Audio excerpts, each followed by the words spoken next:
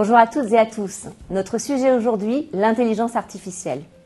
Quand nous parlons d'intelligence artificielle, nous pensons tout de suite à ChatGPT, à Nvidia, aux valeurs technologiques.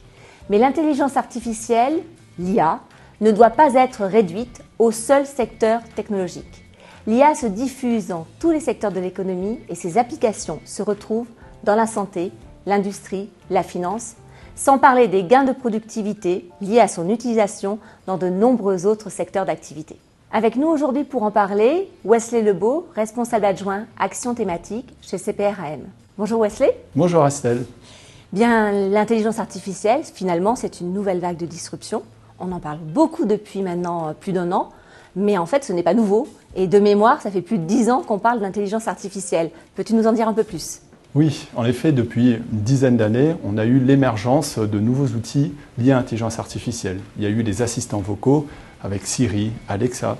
On a eu également, du côté entreprise, IBM qui a beaucoup investi sur des super ordinateurs. On a beaucoup parlé à ce moment-là de Watson et les applications dans la santé et dans notre industrie.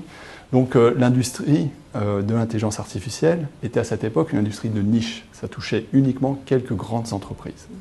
En 2023, on a un changement de paradigme, on a une démocratisation de l'intelligence artificielle qui a été amenée par ChatGPT. On parle de Generative Intelligence Artificielle, donc cette intelligence artificielle conversationnelle.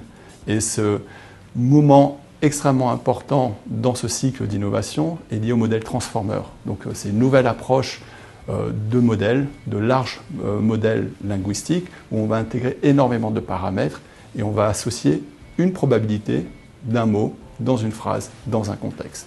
Donc c'est un système de neurones et l'intelligence artificielle va pouvoir apprendre de ce modèle. Alors justement, pourquoi une accélération de l'intelligence artificielle en 2023 ? Alors l'année dernière, en 2023, on a eu un alignement des planètes. La capacité de calcul fournie par les cartes graphiques ont explosé.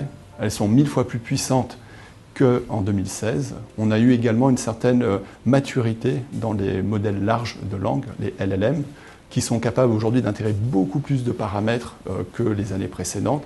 ChatGPT 3 peut inclure 175 milliards de paramètres. On n'était qu'à une centaine de millions il y a quelques années. Et enfin, beaucoup plus de données.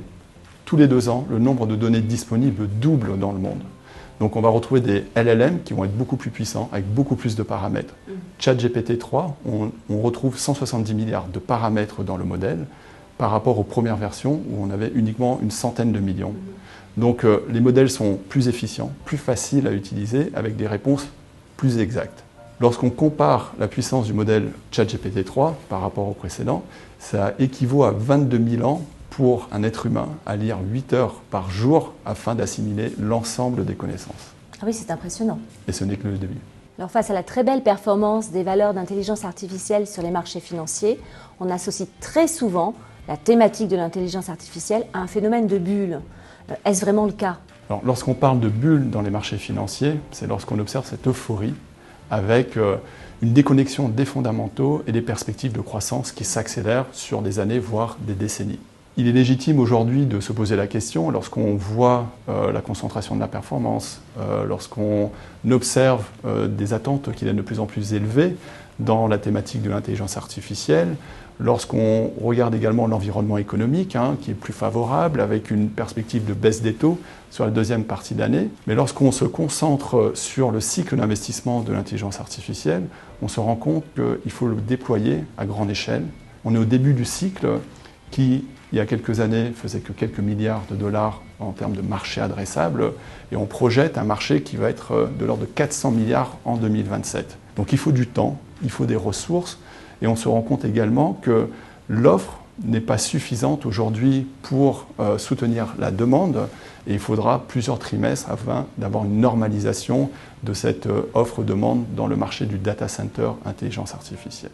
Donc un déséquilibre entre l'offre et la demande qui devrait soutenir les valeurs liées à l'intelligence artificielle, mais que penser de leur valorisation ? Lorsqu'on regarde la performance récente de ces valeurs liées à l'intelligence artificielle, finalement on se rend compte que cette performance est accélérée avec une bonne performance financière, donc le chiffre d'affaires, des résultats. Et si on regarde sur une période un peu plus longue, on est en ligne avec la moyenne historique. Donc on est très loin d'une exagération ou d'une bulle ou une euphorie pour le moment dans ce thème lié à l'intelligence artificielle. Donc très clairement, l'intelligence artificielle est une thématique porteuse qui devrait se diffuser dans l'ensemble de l'économie, mais de quelle manière ? Alors on est au tout début de la compréhension de l'impact de l'intelligence artificielle dans l'économie. On a une certitude, c'est qu'elle va avoir un impact majeur dans la productivité. Donc on est au début d'un nouveau cycle de disruption qui va transformer et challenger les entreprises, les industries, avec un impact profond à moyen long terme. Aujourd'hui, les premiers utilisateurs sont les réseaux sociaux. On va retrouver des algorithmes de recommandation afin d'améliorer l'expérience utilisateur. Les premiers utilisateurs sont également dans le e-commerce, notamment sur le SAV, le service après-vente, pour répondre aux questions récurrentes des consommateurs. On va retrouver également une diffusion plus importante dans le développement informatique pour améliorer et faciliter le code et le déploiement des logiciels.